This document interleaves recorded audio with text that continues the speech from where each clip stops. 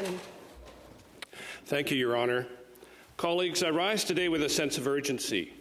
The 2021 speech from the throne laid out an ambitious vision to build a more resilient economy and a secure, cleaner, healthier future for our children and grandchildren. The bolder climate action commitment spoke to the very survival of the planet and the prosperity of our country. Colleagues, when that speech was given in November 2021, the world was grappling with the aftershocks of COVID-19. But the climate crisis was not waiting for the world to catch its breath. Earlier that year, the town of Lytton, BC recorded an unprecedented temperature of 49.6 degrees Celsius just prior to being literally incinerated. That fall, BC's lower mainland was devastated by a now common phenomenon called an atmospheric river, causing $1 billion in catastrophic flooding and severing access to Vancouver. Extreme weather events are now commonplace, causing billions in damage and seemingly endless harm to families, communities, and infrastructure. As we approach the midpoint of this decade, we must ask ourselves, are we taking bold steps to reduce greenhouse gas emissions while ensuring that our economy remains globally competitive and resilient? According to Environment and Climate Change Canada, or ECCC, Canada's economic activity produced 698 megatons, or 0.7 gigatons, of greenhouse gas emissions in 2021. Despite the promise of bolder climate action, this number remains largely unchanged today. Additionally, according to a recent article in the journal Nature, Canada's 2023 forest fire emissions more than doubled our annual emissions. Though not accounted for in the greenhouse gas inventory methodology, it's still worth noting that Canada's forest fire emissions alone, our forest fire emissions alone, equaled India's total emissions in 2023. Suffice to say, Canada is not on track to meet our 2030 target of reducing emissions to 45% below 2005 levels. Nor is the world. At 0.7 gigatons, Canada only produces a tiny fraction of the 50-plus gigatons of global emissions. That's often cited as a reason to act, that we should wait for others to act. But bold climate action isn't just an obligation, it's an unequaled opportunity to improve Canada's economic resilience and prosperity. That's the purpose of my response to the speech from the throne today. But first, an analogy. Imagine you're locked in a room that's rapidly filling with smoke. You quickly try and block the source of smoke. This instinct is reflected in our much-needed efforts to reduce our greenhouse gas emissions. But even if you do slow the rate of accumulation, you still will eventually be overwhelmed if you don't clear the air.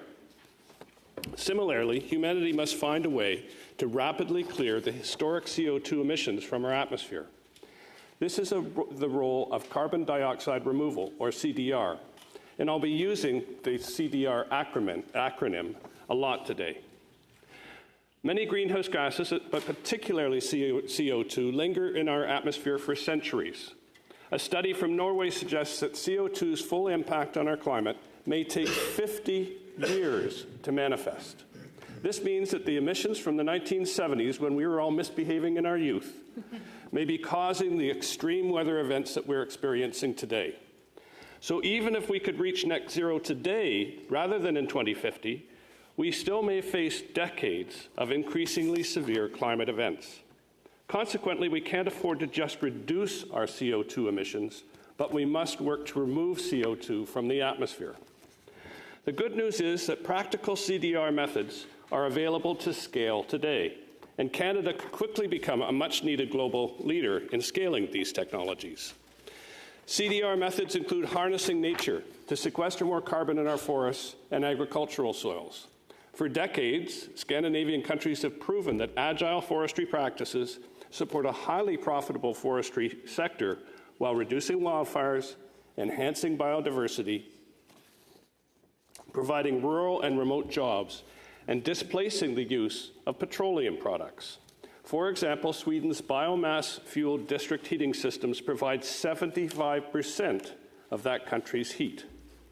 Despite 94% of Canada's boreal forests being on Crown land, a lack of effective policy management has turned our forests into carbon sources rather than carbon sinks. In their report, Critical Ground, our own Agriculture and Forestry Committee has chronicled the extent to which regenerative agricultural practices can improve our farm productivity by, among other things, sequestering atmospheric carbon and nitrogen in soil. Most other developed nations have effective policies and programs to incentivize and reward these activities, but not Canada. Other nature-based methods include using proven approaches to enhance the alkalinity of our rivers and oceans. These methods reverse the disastrous effects of aquatic acidification while capturing and permanently sequestering CO2 as a dissolved salt in our oceans. For 20 years, Nova Scotia's salmon fishers have been carefully introducing lime into rivers to reverse the effects of acid rain and improve salmon habitat. It turned out that this process also sequestered atmospheric carbon.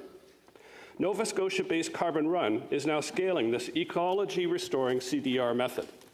Recently profiled in the New York Times, Carbon Run was just selected to receive a $25 million advance purchase of carbon removal credits from a group of global technology leaders. Planetary Technologies, which has partnered with Dalhousie University, Nova Scotia Power, and many others, is a top 20 finalist out of, I think, 1,600 companies globally in the $100 million Carbon Removal X Prize. Colleagues, both these Nova Scotian companies are world firsts in their fields with a strong global export potential of carbon removal credits. Direct air capture, or DAC, is another rapidly maturing technology. DAC removes CO2 directly from the air and stores it permanently underground.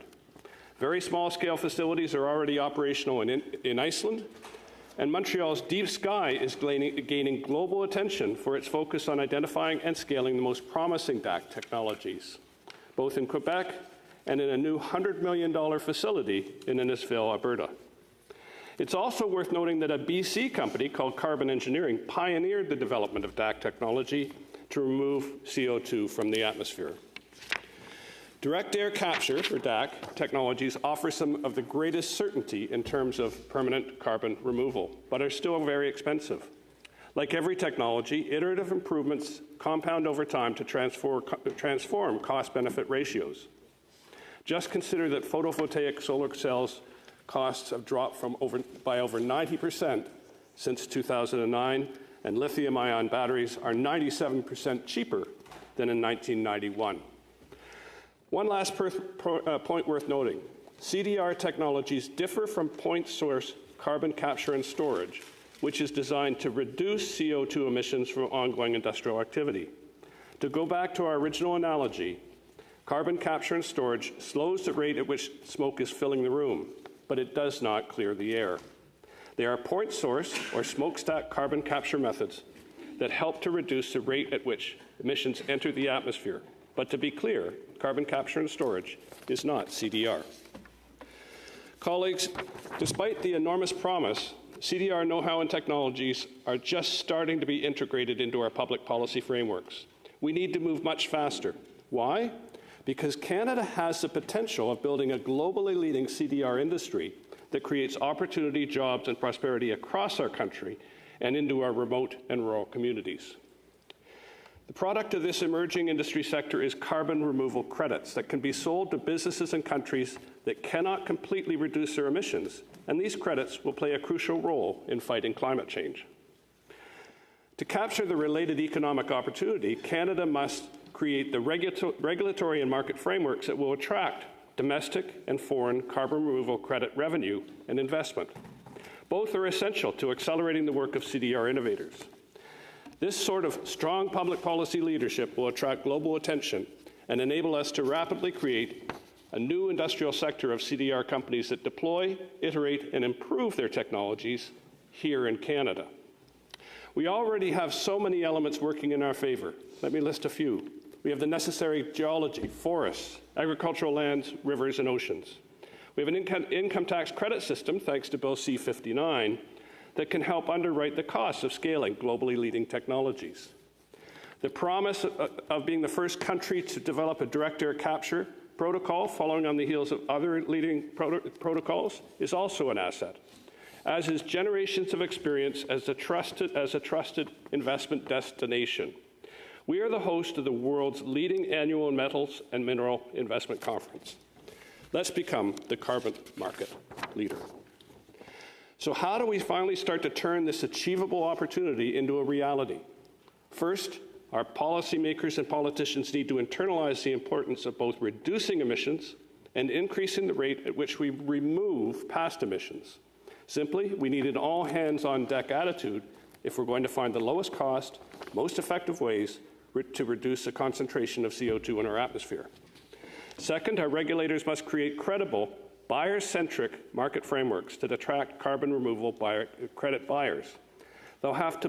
These regulators will have to prioritize listening to the needs of buyers of carbon removals and CDR innovators and investors. To succeed, we need regulations that catalyze investment in CDR.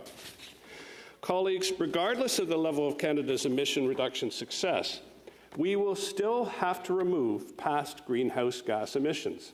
Canada can capture this massive opportunity by sending a strong and consistent demand signal to countless groups that are already starting to invest billions elsewhere.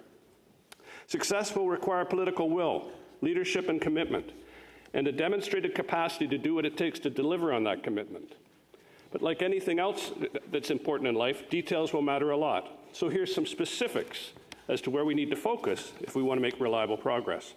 One, let's assemble the talent, capacity, experience, and networks so that Canada's regulators can deliver certainty and trust to global carbon removal buyers and CDR investors by creating and updating market-centric protocols.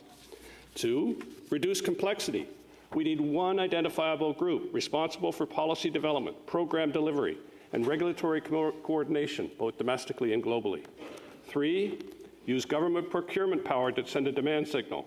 Budget 2024's commitment to include carbon removal in the low-carbon fuel procurement program is a really good start, as is Minister Anand's recently announced commitment to purchase $10 million in carbon removal credits. Four, let's integrate carbon removal credits into the federal carbon pricing system, helping to create a reliable revenue stream that builds long-term demand for these technologies.